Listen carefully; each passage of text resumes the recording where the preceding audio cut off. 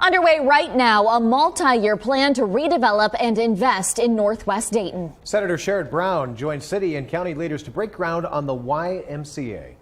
Mamie Bayer explains that it's the first phase of the Northwest Health and Wellness Campus facility. Senator Sherrod Brown, city and county leaders broke ground here today. It's the first phase of the Northwest Health and Wellness Campus facility. A YMCA of Greater Dayton is part of Part 1. We try to think of and work with the community and understand what they're looking for. What are they looking for? What are the needs in the community? How can we support them? The site will eventually house a YMCA, Goodwill, and urgent care, and many more. Now coming up at 6:30, why a couple tried to crash it. Also, we'll hear from Senator Sherrod Brown. Back to you. All right, thanks so much, Mamie. A suspect has been arrested in connection with the 2017 murders of 2 Indiana teens. Now, his name hasn't been released just yet, but the 50-year-old man is now in the Carroll County Jail. The unsolved case has been dubbed the Delphi murders and gained international attention. So here's what we know so far. The day before Valentine's Day back in 2017, 13-year-old Abigail Williams and 14-year-old Liberty Libby German were dropped off at a park and were going to be picked up a few hours later, but at pickup time, they were nowhere to be found.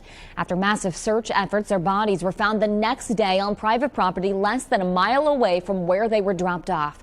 Now, the key evidence, Libby actually took photos and videos in the girls' last moments. That led to a massive investigation involving hundreds of interviews and more than 50,000 tips.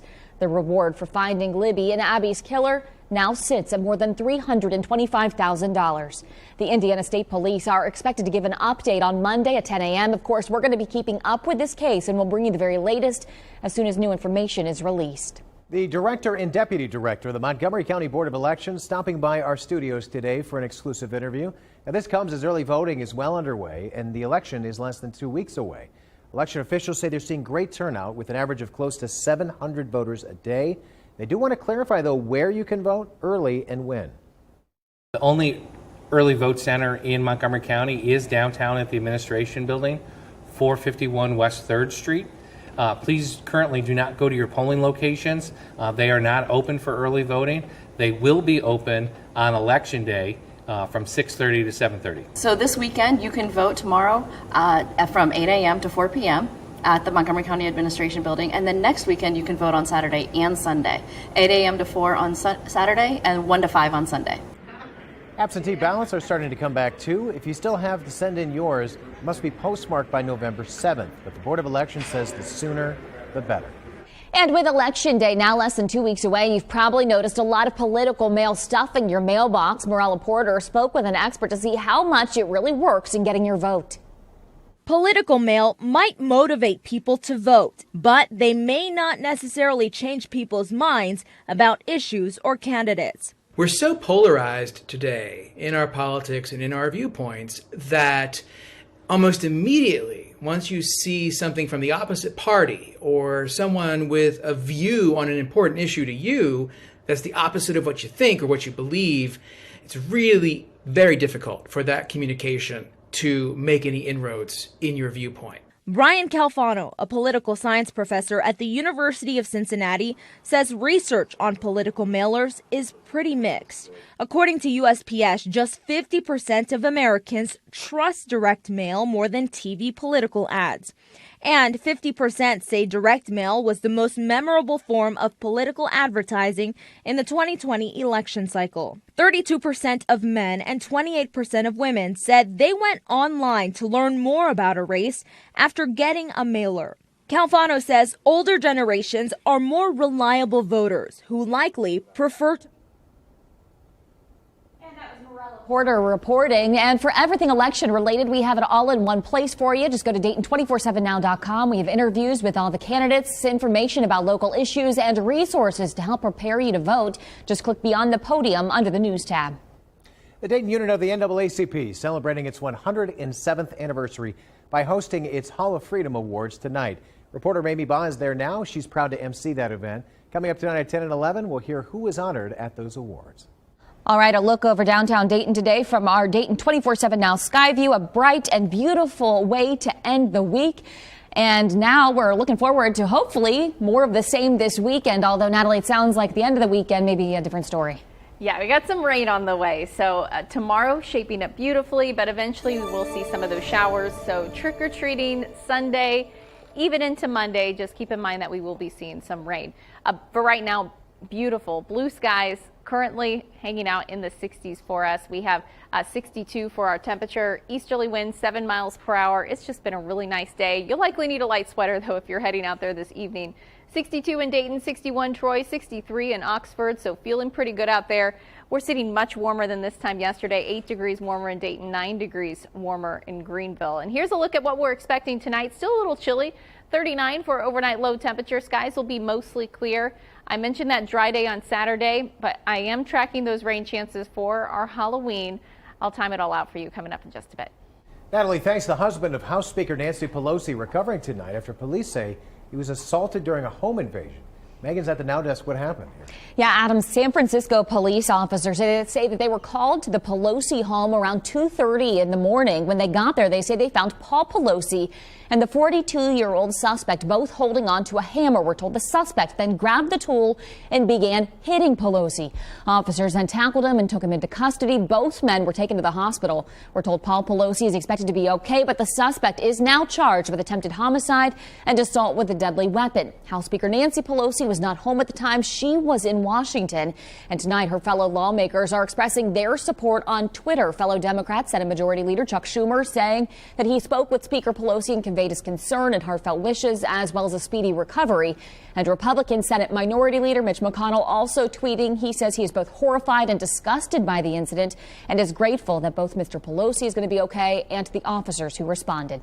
3 Daytonians making history tonight. The Floyd Harris Jr. family of Dayton, Kathleen Ellis of Kettering, and the late Wayne Wolf of Brookville are being inducted into the Fresenius Kabi Hall of Fame, National Donation Hall of Fame class of 2022. They're among 12 people to be inducted for their extraordinary commitment to blood donation at the Community Blood Center. The family of Floyd Harris Jr. say if you're someone who's scared of needles, think bigger and closer to home. If your kids is in an emergency situation, there are car accidents, everyone deals with cancer. There's all kind of reasons people need blood, and it's going to eventually touch you. And giving blood is the cheapest thing, the cheapest way you can give back. It doesn't cost anything, but you are saving a lot of lives, and eventually you're going to save someone's life in your family. Big congratulations to all the new inductees, and it only takes around an hour to donate blood. To find a blood drive near you, you can learn more about the donation process and sign up for an appointment by going to givingblood.org. Tomorrow is National Drug Take-Back Day from 10 to 2. You can help prevent drug abuse, theft, and accidental poisonings by turning in your potentially dangerous, expired, unused, and even unwanted prescription drugs. The DEA says a majority of abused prescription drugs actually come from family and friends and often right from inside a medicine cabinet. Now, there are 4 drop-off sites around the city of Dayton this Saturday: Salem Avenue, East Helena Street, Wayne Avenue, and Washington Street. Those addresses right there on your screen right now. The drug drop-off is free and anonymous. No questions are going to be asked. But remember, only pills, no liquids or sharps will be accepted. So if you can't bring your drugs tomorrow, the Dayton Police Department does have drop-off boxes that are available year-round, Monday through Friday during normal business hours. You can find a list of those addresses on the city's website. That's DaytonOhio.gov. And there are also plenty of other collection sites participating tomorrow all over the Miami Valley. To find that full list, you can go to the DEA's website, dea.gov/takebackday. The first round of the high school football playoffs is tonight. Matt Digby joins us with a look at several games to keep an eye on. And it's the last weekend to get some scares in because Monday is, of course, Halloween. Up next, all the spooky scenes you can experience around the Miami Valley. Plus, I'm tracking rain for our Halloween as well. I'll time it all out for you coming up. You're watching Dayton 24/7 now.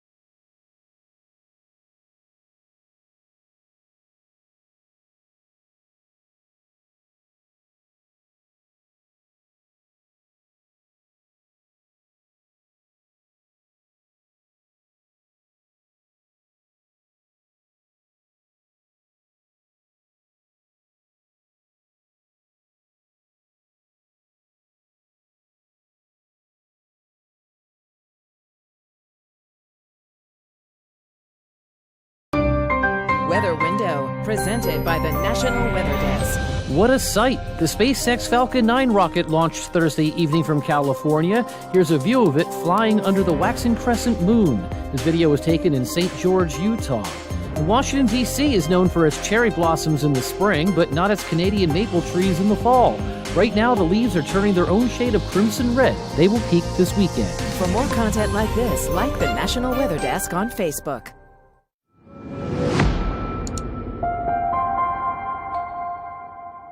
All right, welcome into sports. It is playoff Friday, the first round of the playoffs for high school football. Matt Digby here joining me. So what games are we watching tonight? Well, we have a lot of games to watch, especially for teams in the GWAC. 6 of the 8 teams from that league qualifying for the Division I playoffs. Of course, several of them in Region 2 and then Springboro in Region 4. They'll be home tonight against Oak Hill. But we'll also have some matchups of teams facing each other. Wayne, for example, on the road at Fairmont. This is actually the Firebirds' first home playoff game in school history. So that's going to be something to keep an eye on. And then also we have Northmont going to Centerville. That was our game of the week a couple of football Fridays ago. Centerville winning that game handily. We'll see how tonight's game plays out.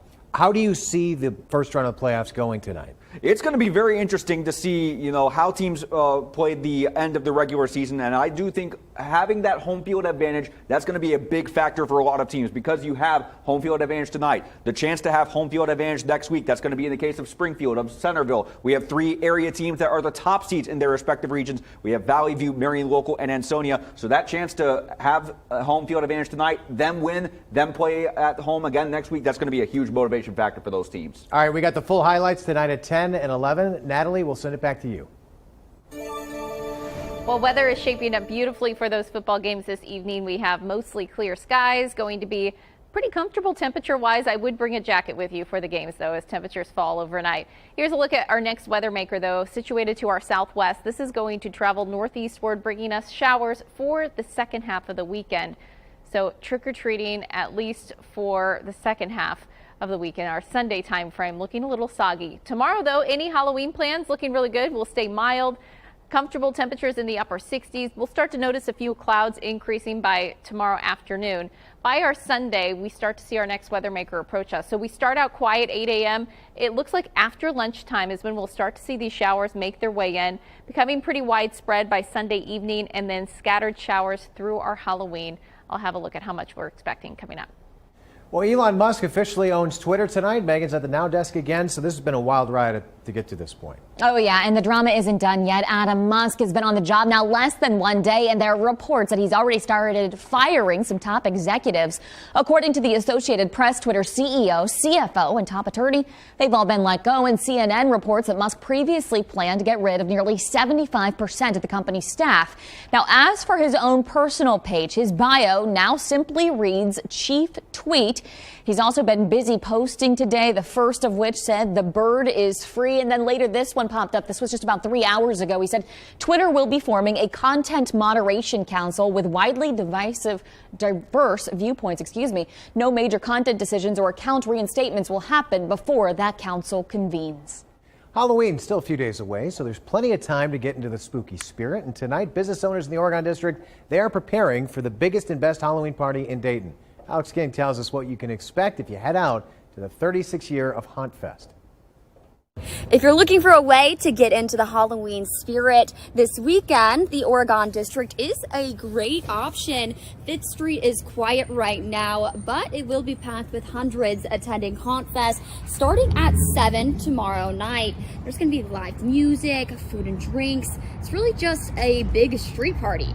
Everyone is going to be doing the zombie walk after it all wraps up because Solar is ending the night with a dance party.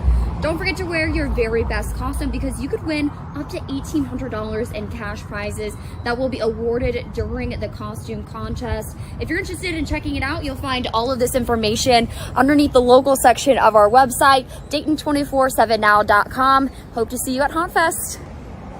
Alex, thanks. Well, the Dayton Police Department also has a lot to do to prepare for all the costumed attendees. They are increasing security in the Oregon District, assigning extra patrols. The department wants you to know you cannot bring any real or fake weapons, including things as innocent as sticks or squirt guns. No alcohol can be brought in or out. The department says they just want to make sure everyone's safe. We do try to make sure that everyone has a safe ride home. If anyone is leaving the premises by themselves that we feel is not able to get themselves home safely, we will stop them and we will have a discussion with them. We will do everything that we can to get them home safely. Our goal is not to make arrests. Our goal is to make sure that everyone gets home safely and enjoys themselves while they're there. Now, if downtown Dayton isn't your style, you might want to head out to Clinton County instead. Tej Joshi, host of Good Day Dayton, shares some terrifying attractions you can experience at Brimstone Haunt.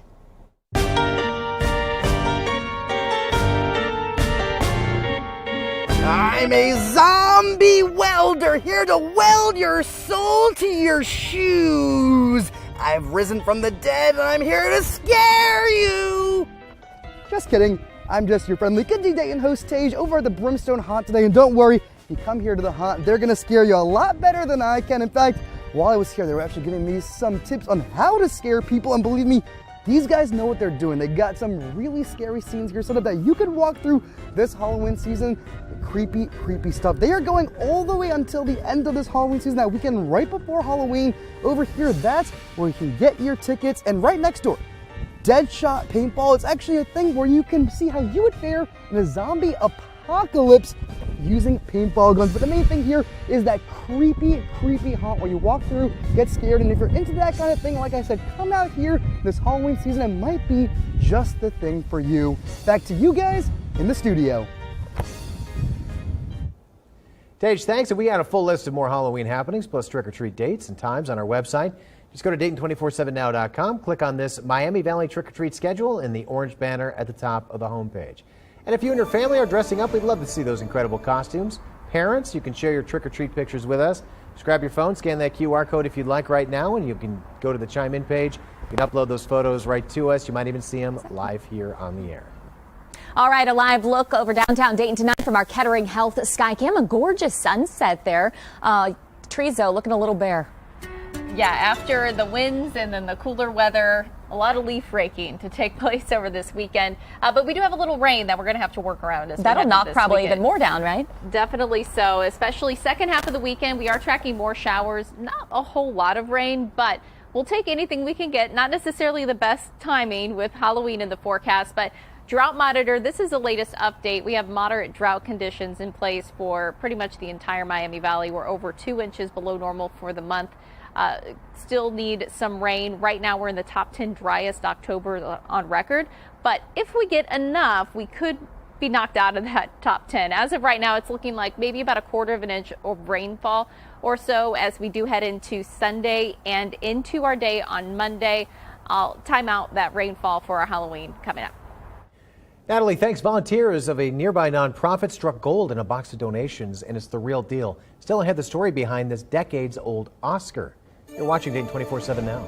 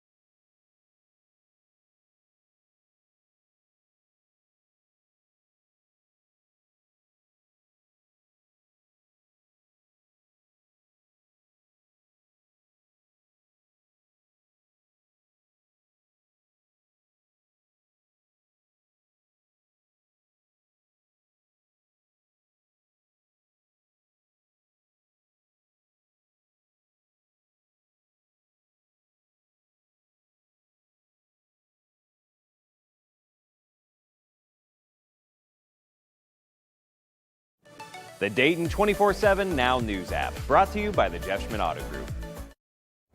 Well, when you go thrifting, you never know what you're going to find. A piece of Hollywood history recently ended up in one of those thrift stores in Covington.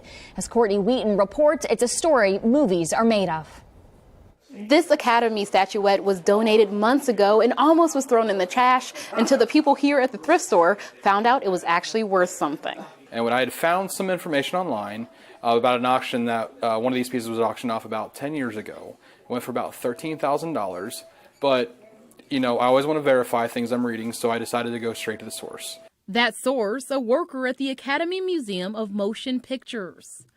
A few photos and half a dozen emails later, the true identity behind the 87-year-old statuette was unveiled. It is a statuette from the 1935 Academy Awards, and it is the year that Clark Gable in the film It Happened One Night. It was the first film that swept all 5 major motion picture categories. Columbia Pictures made the mini statues for executives and stars in the movie to celebrate the win. Well, Halloween is looking pretty nice, at least for the first half of Halloween weekend. I know lots of trick-or-treating will be taking place tomorrow, so plan on temperatures in the 60s. These guys have just been excited all week long about the 60s on Saturday, 60s again on Sunday, but we do have showers in the forecast on Sunday, so do keep that in mind because we will be tracking some rainfall second half of the day. In fact, Sunday trick-or-treating, it's looking pretty soggy. Now, Monday, I've been talking about Monday for a while, so I know most of the trick-or-treating will take place on Monday. As of right now, it's looking like light scattered showers. Plan on some rain gear. A lot of it is going to start to taper off by Monday evening, but we will still have some rain around, so do keep that in mind. With temperatures pretty comfortable, it could be cold. We're in the mid-60s, though, as we head into these next several days, and then, in fact, we warm up to 70 by Friday, which will be really nice. That's November, believe it or not. We're heading into November, 60s and 70s in the forecast then. All right, well, we'll take it, yeah. Well, happy Friday, everybody. We are headed over to Fox 45 next. We hope you join us there, and if not, have a great weekend. Good night.